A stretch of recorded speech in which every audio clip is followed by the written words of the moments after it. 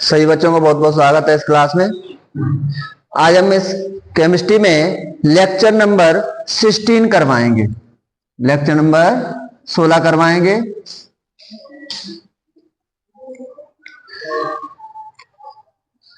पिछले लेक्चर में मैंने हेलोजनेशन यानी हेलोजनीकरण, नाइट्रेशन यानी नाइट्रीकरण अभिक्रियाओं के बारे में बताया था। इसी क्रम में और कुछ इसमें अभिक्रियाएं हैं, उनको भी करवाते हैं। सल्फोनेशन,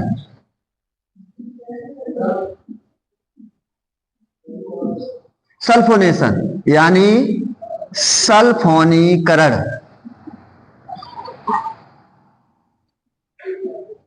क्या होता है सल्फोनीकरण? हमें इस रिएक्शन को किसके साथ करवाना है? क्लोरोबेंजीन के साथ करवाना है। चलिए क्लोरोबेंजीन ले लेते हैं हम।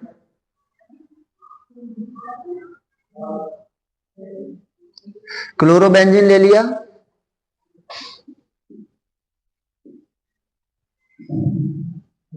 क्लोरोबेंजीन, क्लोरोबेंजीन की रिएक्शन हमें क्या क्या करना है? सल्फोनीकरण करवाना है। मतलब सल्फोनिक एसिड बनाना है अपन को। कैसे बनाएंगे?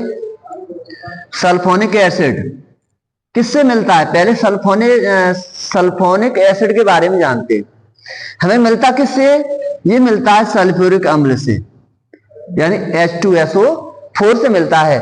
जब हम H2SO4 को तोड़ते हैं तो ये किस में टूटता है? SO3H प्लस OH में टूट जाता है। ये सल्फ्यूरिक एसिड है यानी सल्फ्यूरिक अम्ल, और ये है तुम्हारा सल्फोनिक एसिड, सल्फोनिक अम्ल। सल्फोनिक अम्ल और हाइड्रोक्साइड से मिलकर के क्या मिलता है? क्या बन जाता है? इन दोनों से मिलकर के सल्फ्यूरिक अम्ल बन जाता है। तो ये क्या है? सल्फोनिक एसिड है। ये क्या है? Sulphonic acid. चलिए इस क्लोरोबेंजीन की रिएक्शन हम किसके साथ करवाएंगे? हम करवाएंगे सल्फ्यूरिक एसिड के साथ।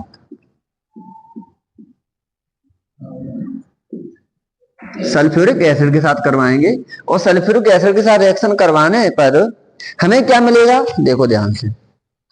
कितने लेंगे हम यहां पर? 2 लेंगे। 2 क्लोरोबेंजीन और सल्फ्यूरिक एसिड के मॉलिक्यूल 2 लेंगे यहां पर हम। तो हमें इसको तोड़ना है। चलिए तोड़ते हैं हम। H2SO4 किस में टूटता है?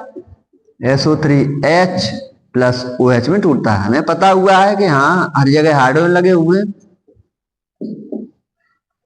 हाइड्रोजन है।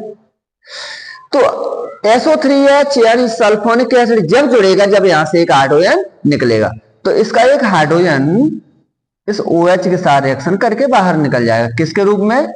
वाटर के रूप में, जल के रूप में बाहर निकल जाएगा। यानी जल किससे बनता है? पहले ही बता चुके हैं हम। H प्लस OH से मिलकर क्या बनता है? जल बनता है, H2O बनता है। तो जब हम देखिए कितने लिए हैं? सल्फ्यूरिक एसिड हमने 2 लिए हैं, तो सल्फोनिक एसिड भी हमको 2 मिलेंगे। एक ऑर्थो पे लगाएंगे, एक कहां लगाएंगे? पैरा पे लगाएंगे। पिछली रिएक्शन की तरह, जो मैंने पिछली रिएक्शन बताई थी।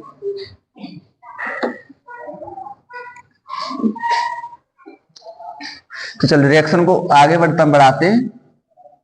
ये अपना क्लोरोबेंजीन है।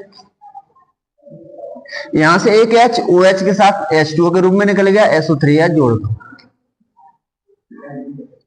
है ना, प्लस यहां से 2 लिए हैं ना, तो एक SO3 और H है और एक H2O वहां से भी निकलेगा। मतलब ये है कि 2H2O निकल गया बाहर, और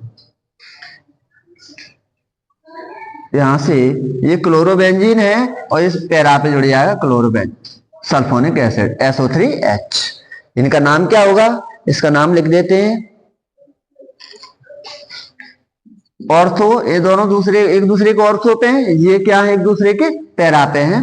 तो इसका नाम हो जाएगा ortho chlorobenzene sulphonic acid, sulphonic acid. इसका नाम क्या होगा? इसका नाम हो जाएगा para chlorobenzene, para chlorobenzene sulphonic acid. है ना। चलिए इस प्रकार से सल्फोनिक कंप्लीट हुआ और इसके बाद नेक्स्ट आगे है वो देखते हैं हम।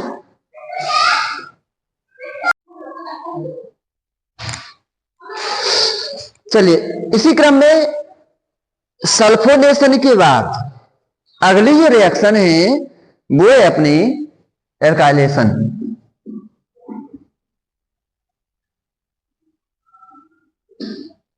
एल्काइलेशन एल्काइलेशन यानी इसको बोलते हैं एल्कीकरण।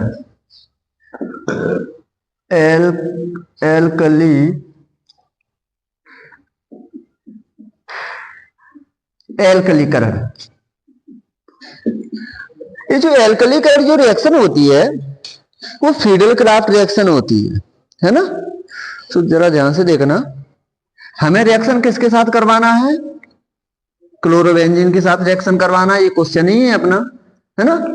प्लस एल्कलीकरण हमको करवाना है तो क्या लेना पड़ेगा? एल्कलीकरण के लिए हमें कोई एल्कल समूह लेना पड़ेगा, मतलब हम एल्किल हैलाइड को लेना पड़ेगा। तो यहां पर एक एग्जांपल लेके हम काम करते हैं, CH3Cl। CH3Cl है क्या? ये मेथिल क्लोराइड है।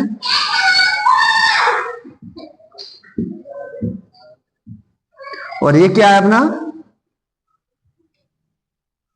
क्लोरोबेंजीन।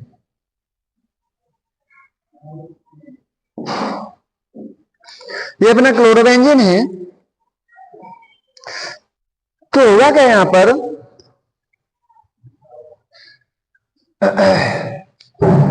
हर जगह H लगे हुए हैं कार्बन के पास।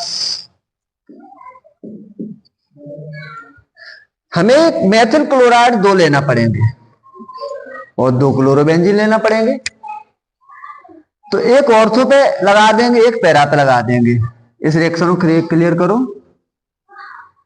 अपना क्लोरोबेंजीन है, इसका जब जुड़ पाएगा जब इसका एक H निकल करके इस Cl के साथ रिएक्शन कर जाएगा। क्या निकल जाएगा? यहां से HCl निकल जाएगा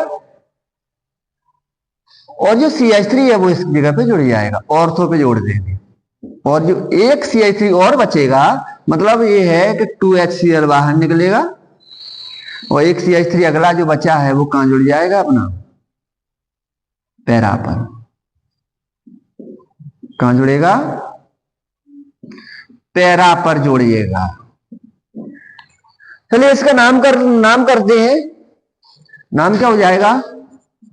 ऑर्थोक्लोरो। अब बचा क्या?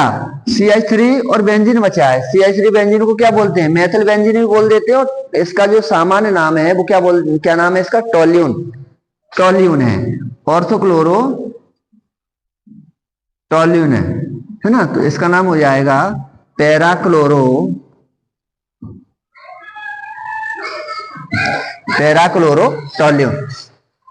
तो इसका नाम हो गया ऑर्थोक्लोरोटोल्यून, इसका नाम हो गया पैराक्लोरोटोल्यून। यानी जब भी बेंजीन, ध्यान रखो टोल्यून होता क्या है? क्या होता है टोल्यून?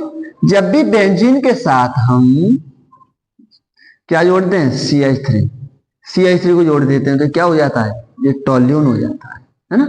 चलिए कैसी लगी क्लास आपको? अधिक से अधिक संख्या में अपने दोस्तों में शेयर करें, लाइक करें और इस चैनल को सब्सक्राइब जरूर कर लें, है ना। Thank you.